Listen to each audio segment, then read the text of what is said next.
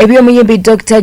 Chameleon Okukuba Omuyimbi munne bikyalanda songa te omuyimbi Sheebah Kalungi agudde mu mukwano. Tukwanirizaako ku Newspark channel, soko likinge mukwano, lekawo bakabawo mu comment section tujja kubeera nga tubusoma ate teweerabira okuba ntino o subscribinga ku YouTube channel yaffe. Amawulire katugatandike bwe tutyo olunaku olwaleero tutandise ne Dr. Chameleon atagejja atakogga. Dr. Chameleon munange gye buviddeko yavaayo n'akuba muyimbi munne ayitibwa Aerial Disc era munange ono n'amukuba ettaffaali ku kugulu era bambi okugulu ne kubanga kuzimbye nga bw'olaba awo. Ono no yali agenze wa Dr. Chameleon kubanga Wizo muganda we yali amutumyeyo abeere nti amuwa amafuta. Kati mu kumutuukako munange Chameleon n'ava mu mbeera oba ono yatayogera bituufu naye Chameleon yava mu mbeera n'abanga amukuba. Bwe bityo nno bwe biri mukwano. Katubere nga tukuwa omuyimbi ono abeeko byatangaaza ku nsonga zino zonna. Kati olwatuuse ku kazi Chameleon adashutinga luyimba lwawula alina lweyazeemu olukaddaawo ngenda okumubongako ndaba tassa bulungi. Olwo amaze okulaba ntuuse ne Wizo tujjidde mu mmotoka ndi mu maaso biki video shoot olwawedde nga Chameleon agamba tugende wa boss Mutote Munyonyi. Wizo nga ngamba tugende jukira Wizo yatalina bulungi mafuta tugende wa boss Mutoto.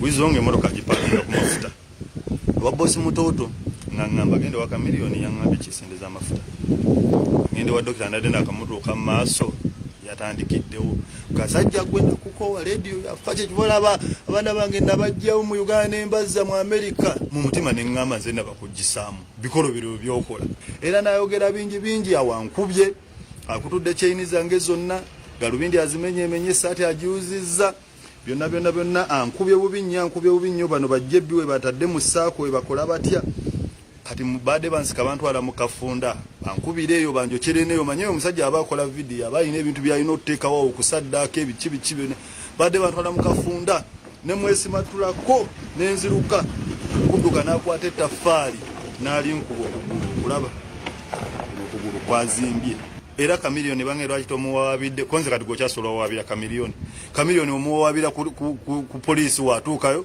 abanga bafani bebatukamwe kubisako bifana ayine emisango nga 10 kali Chameleon nza muwabirawo lwakiteeka mateeka sobola kiteekamu tugenda kufunenge gye tukisotingamu.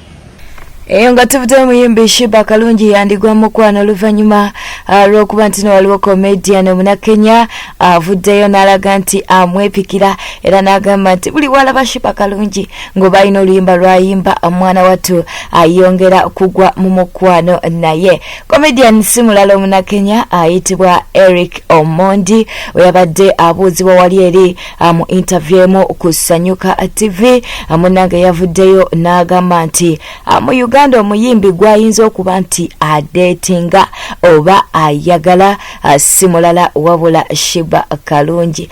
Tukyalinda Sheebah Kalungi okuba nti naavaayo ayogere ku nsonga zino obanga ddala proposal y'omusajja anagikkiriza oba neda. Since you're a single man at 40 years, which Ugandan artist, if you were to look in the entertainment industry, would you love to date? Which Ugandan artist? Would I love to date? Uganda. Go down low. Oh, Papa, go down low. That's Sheebah Kalungi. Sheebah Kalungi. And she's single. That's not Sheila, that's Sheebah. Yes. I don't know what she says. My heart just melts. She's the one. Why Sheebah Kalungi of all female artists we have? Yeah, her personality. She's gorgeous, she's amazing. The way she's composed. The body is You have a big crush on Sheebah. You love her? Too much, that's the problem. Would you make it official? Straight to the camera. Yeah? Would you make it official? Yeah. Sheebah? Yes, for Sheebah. Yes. Njagara, mbagara. I don't even know what that means. Sheebah. Nkwagala. Njagala. Kwasa. Comedian MC Kapale yandifiira mu movie ye oluvannyuma lw'omugole okuvaayo ne yeegaana eby'emikolo. Ajjukira nti MC Kapale yavaayo gye buvuddeko awo n'agamba nti ssaawa yonna yandigenda mu bazadde b'omwagalwa we bwe bityo nno bwe biri. Kaakati omugole ye avuddeyo n'agamba nti eby'omukolo tabimanyiiko, MC Kapale tabimugambangako, ye lwaki tetubanga tumukuwa mukwano n'obeera nga omwewulirirako. Nanze by'omukolo sinza birimu ate nze sibimanyi. Tandikirawo okutuuka ku mbeera eno. Kapale twesanga ku birthday y'omuntu omu gyetwesanga gye namulabira najja bayira nze nabasangawo ku birthday eyo nezija nembabuzaako bonna nga bwe baaliwo nentuula nali nina mukwano gwange era nanyini pati baali bamwita manager Jeff twalinga tumuyita kwaliko abalala bangi kwaliko n'omusajja omulala baali bamwita manager Roger. Oluvannyuma lw'omuwala okwegaana omukolo munange ne MC Kapale tumufunye. MC Kapale avuddeyo n'agamba nti oyo yavuddeyo oba yalabikidde mu katambi si mukyala we wabula yali girlfriend we naye nga waakatayina yadde.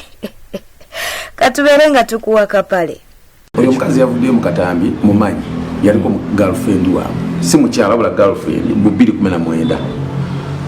Era twakoma okulabagana ndowooza nga mu December wa 2019 okitegeera naye era twateesaako okwo yali ayagala kunfumbirwa okitegeera naye nga waakawe nga temuli ova omukazi asula ewuwo n'avayo nga tasiimudde wadde kyokka nga atayagalayo eky'ekkumi wadde okwala obuliri bwasuzeemu okitegeera kati ntugenda nga kati ngenda olumu mutwalako wakyali wange lumu tugenze okukyalako eyo kyali wange erabireyo kazo nero tuka wakyali wange nazize bayina nga mboyo omwana mumanyi yaliko mukazi wange nebakangako naye ate kyali wange nga mweraliikirira simukakasa bulungi bintu byegeja bikolamu muzuuzi nnyo kide muli mwesonyiwa okitegeera kati awo omutima ogwali gusigaddemu ate omutima ogwali gumagala ne mwesonyiwa nzizemu okulaba wano nga nfuna akavidiyo nga bakampeereza wano okitegeera ku simu yange nga kagenzere mu gurupu yange ey'okwanjula mbu omwalamu yali ku kaadi kati ekizibu ekiriwo ndowooza ekikonfisinga abantu engeri alina kapini wano mu nnyindo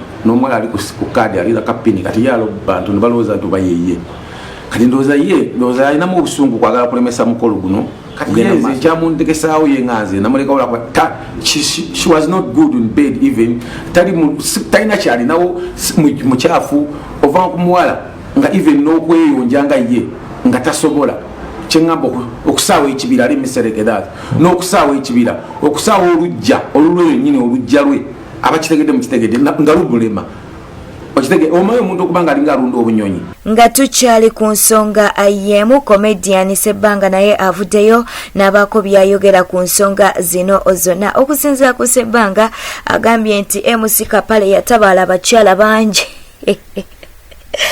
Lwaki tumwogerera bingi byayogedde katubeere nga tumukuwa.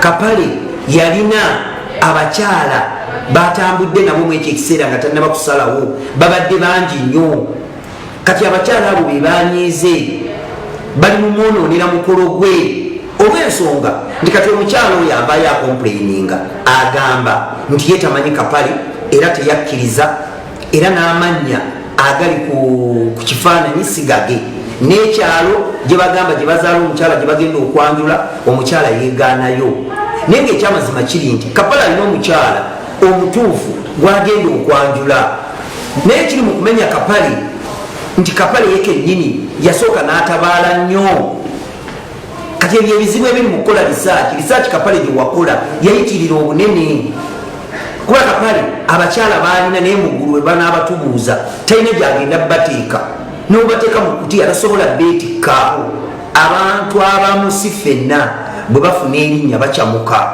kati Kapale bambi musaasirako ekintu kimu era ngenda mutwala wa pasita Bugemba amusabire bwe yafuna erinnya bambi yakyamuka. Kapale abo abakyala yabaagala kati obuzibu tebuli Kapale abakyala bagamba Kapale atulekawo atya n'awasa omukazi omulala bali mu kwonoona mukolo gw'ono nze kyegambe Kapale yayagala abakazi bangi obuzibu bwe buva bwetyo otambudde obadde mulabi mulungi katukujjukiza okuba nti no subscribinga ku YouTube channel yaffe likinga video eno ate era olekawo obubaka bwawo mu comment section tuba tubufunira ddala bulungi.